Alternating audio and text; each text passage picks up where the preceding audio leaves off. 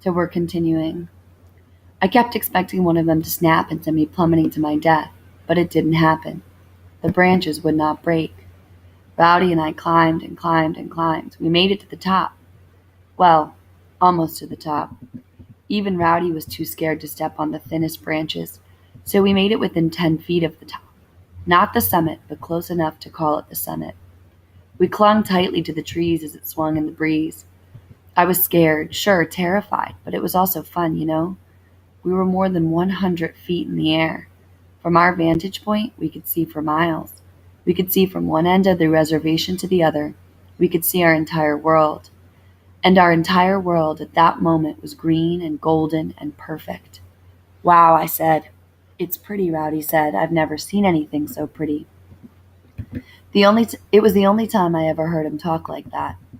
We stayed in the top of the tree for an hour or two. We didn't want to leave. I thought maybe we would stay up there and die. I thought maybe 200 years later, scientists would find two boy skeletons stuck in the top of that tree. But Rowdy broke the spell. He farted. A greasy, smelly one that sounded like it was half solid. Geez, I said, I think you just killed the tree. We laughed, and then we climbed down. I don't know if anybody else has ever climbed that tree. I look at it now, years later, and I can't believe we did it. And I can't believe I survived my first year at Reardon. After the last day of school ended, I didn't do much. It was summer. I wasn't supposed to do anything. I mostly sat in my room and read comics. I missed my white friends and white teachers and my translucent semi-girlfriend. Ah, Penelope. I hoped she was thinking about me. I'd already written her 3 love letters. I hoped she'd write me back. Gordy wanted to come to the res and stay with us for a week or two. How crazy was that? And Roger, heading to Eastern Washington University on a football scholarship, had willed his basketball uniform to me. You're going to be a star, he said. I felt hopeful and silly about the future. And then, yesterday, I was sitting in the living room watching some nature show about honeybees when there was a knock on the door. Come in, I shouted, and Rowdy walked inside. Wow, I said. Yeah, he said. We'd always been such scintillating conversationalists. What are you doing here? I asked. I'm bored, he said. The last time I saw you, you tried to punch me, I said. I missed. I thought you were going to break my nose. I wanted to break your nose. I said, it's probably not the best thing in the world to do, punching a hydro in the skull. Ah, shoot, he said. I couldn't give you any more brain damage than you already got. And besides, didn't I give you 1 concussion already? Yep, and 3 stitches in my forehead. Hey man, I had nothing to do with those stitches. I only do concussions. I laughed. He laughed. I thought you hated me, I said. I do, he said, but I'm bored. So what?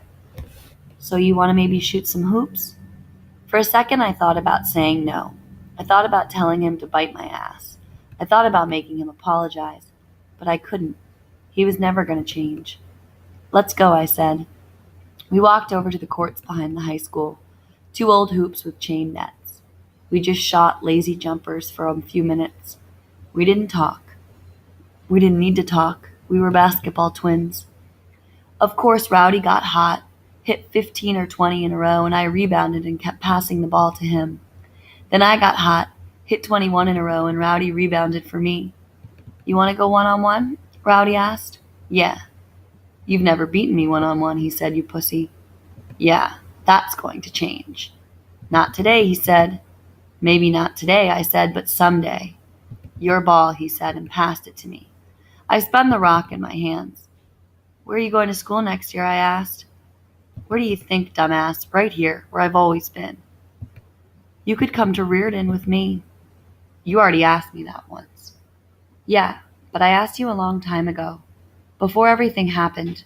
Before we knew stuff. So I'm asking you again. Come to Reardon with me.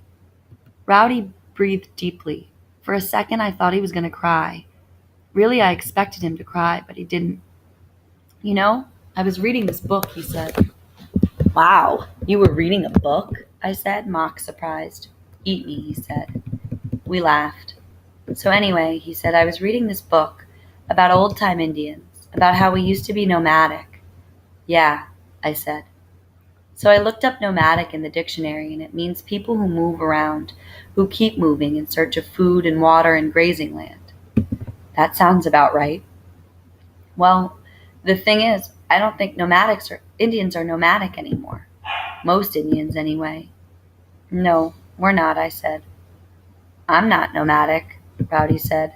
Hardly anybody on this res is nomadic, except for you. You're the nomadic one. Whatever. No, I'm serious. I always knew you were going to leave.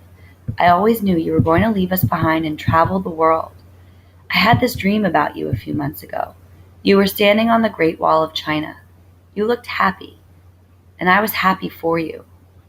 Rowdy didn't cry, but I did. You're an old-time nomad, Rowdy said.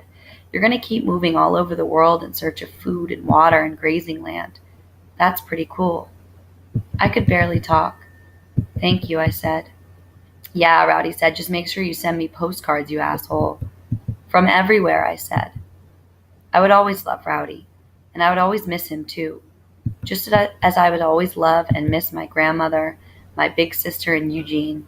Just as I was always love and miss my reservation and my tribe. I hoped and prayed that they would someday forgive me for leaving them. I hoped and prayed that I would someday forgive myself for leaving them. Aw, man, Rowdy said, stop crying. Will we still know each other when we're old men? I asked. Who knows anything, Rowdy said. Then he threw me the ball. Now quit your blubbering, he said, and play ball.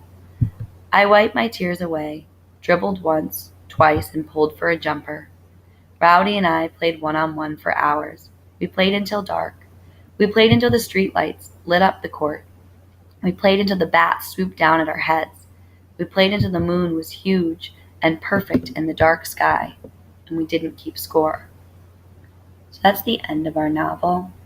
If you feel comfortable grabbing a copy of the novel and taking an AR quiz, go ahead and do that now.